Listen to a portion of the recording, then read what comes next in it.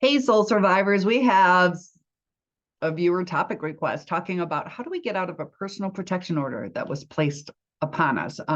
When you have those restraining orders, they can be quite devastating to your life. They can change where you can go, what you can do, and even where you can live. So this viewer said, 5 years ago, I threw a vase at the floor and the handle broke off and hit my wife in the head. So there are statutes of limitations, and if this was her standing ground for the restraining order, it might have timed out. So please contact an attorney. I have some advice for you, but I've been to law school, but I am not a licensed attorney. And I've also taught criminal law at Grand Valley State University. But I do have some advice that you can take with a grain of salt, and hopefully it helps you. There is a way to use a motion to dissolve to appeal this, because you had said last year, 2022, she started going through menopause and filed an order of protection against me, citing the pot throwing. So if that is her only reason, it might have timed out. That might give you some leg to stand on. You can have an attorney check into case law on certain things to present why you should have this dissolved. And case law is records of different cases and the outcomes, the opinions that are written by the judges that kind of give the reasoning behind why something should go a certain way. And if you can find the right reasoning, and it changes, there's always new case law that is coming, and you got to go through like LexisNexis to uncover that. It's a lot of work that you might want to have an attorney to give you that leg to stand on. So you say at the hearing, you presented text showing love and friendship for the entire week before she filed. So that's going to show the judge just 1 week, and she can't really decide exactly if there is abuse. After being a judge, she would see all these different relationships that a lot of times when they try to file domestic violence, that they often will back out of it. And so also the Gabby Petito case, if there is ongoing abuse, a lot of times the victim will withdraw. So I'm not saying she's the victim, but in this case, the judge might see it as she is, because narcissists are really good at manipulating the system. And so you say, she and her lawyer presented doctored text showing that I called her a bitch and asshole the night before she filed. So with these being doctored, if you can prove that she committed perjury, which is lying to the courts, presenting fraudulent documentation, you might be able to file for that, and have that case help with this motion to dissolve as evidence.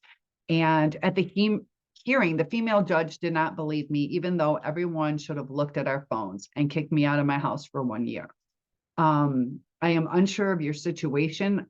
I believe that your wife is still in the house and you would like to go home. You say that you've had no contact with her. With these restraining orders, you can't even talk through the issue unless you have attorney to attorney, but don't have a friend, don't have a mother or somebody else contact her, because that will be an agent acting for you, which is going to be seen by the courts as you. So don't have anybody else other than an attorney to attorney handle it. Otherwise, you could get in trouble for that. And that's very important to know. So you say, what exactly should I say in my petition to terminate the order of protection early? You're going to have to cite evidence. And, if it's just the he said, she said, and I don't like the outcome, the chances of you getting that dissolved probably won't happen unless there was some faultiness in the way that the hearing was presented.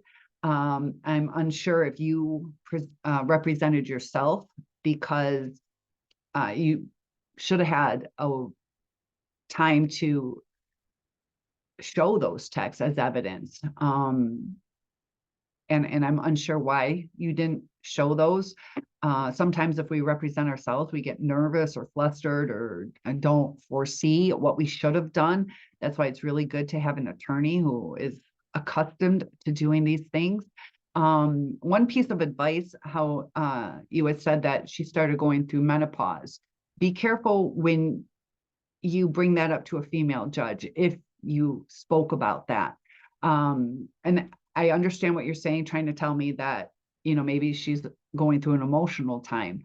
But when we start saying things like that, and it's a female judge, women are kind of used to, when we try to express our feelings, that sometimes you're like, oh, are you on your period? And you're like, I'm feeling what I'm feeling, and I'm trying to express what I'm feeling, and it's being dismissed by hormones. And it might be a trigger to the judge, where it's like she might side on your person. So I have somebody at the door. So I'm going to have to go. My dog's going to bark the whole time. But definitely check with an attorney and present your case. If you can prove the perjury, you have a better chance of getting this dismissed. And be careful with the backlash. Moving back into that house, is she going to recreate this situation over and over again? And I really want you to think about that, because if she's willing to put this personal protection order on you now, once you get back in that house, if she doesn't want you there, she's going to do everything she can underhandedly. So,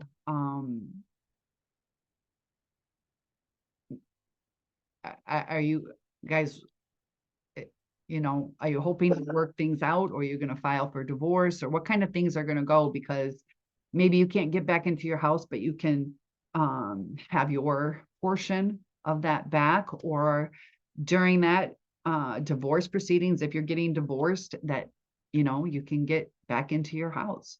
So keep us posted on that. And,